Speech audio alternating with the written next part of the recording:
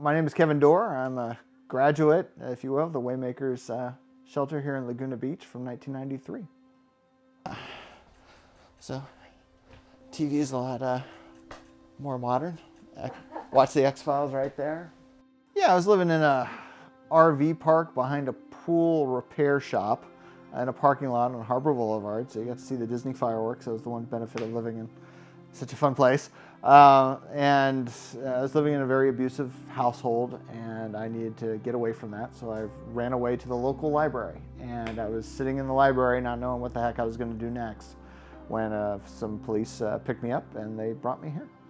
When I was dropped off for the first time at the shelter, I believe I was a bit shell-shocked. You know, you're coming from a situation that wasn't great, and you're all of a sudden at this nice house with an ocean view, and there's food in the fridge. So the initial, I don't have a lot of memories from that initial day, aside from not fitting through the doorways. But you know, just I do remember feeling calm for the first time in a while. It's been a long time since that feeling of safety.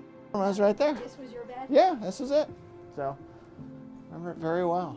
So to go from a beat up RV to something like this was pretty amazing.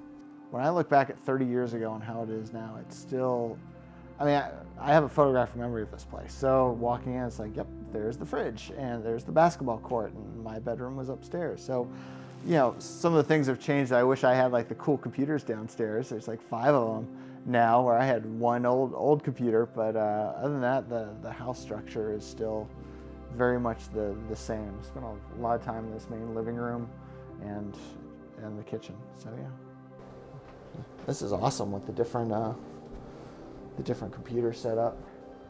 I remember one computer, I was like the only one on it. So remember that bedroom and that bath.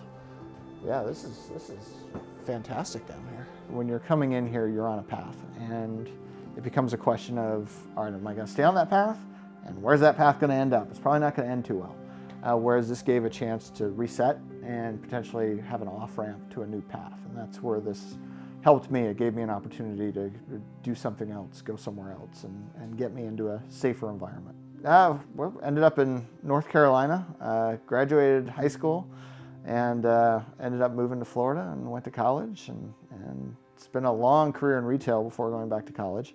And yeah, now I'm back on the West Coast, so it all worked out well. Whenever, I think this is true for any kids who come here or have been in a situation like this, you're gonna have a scab through your whole life. And just know that sometimes when it gets picked on, you need to understand what that is, where that pain and anger is coming from, and use it to drive you, which is what I feel I've done. It took me some time to recognize it, but you use that to power you through. And now, you know, when I deal with emergencies and things that might go wrong, whether it's work or personal, it's like, well, let me tell you something. You can be a lot worse than dealing with this and this and this. So I used to shoot 500 free throws a day at this thing, and I'd make maybe 50 of them. Never was any good, but I just remember being out here using the basketball court a lot. You have an anger because of what you've been dealing with, and you don't even recognize what it is yet.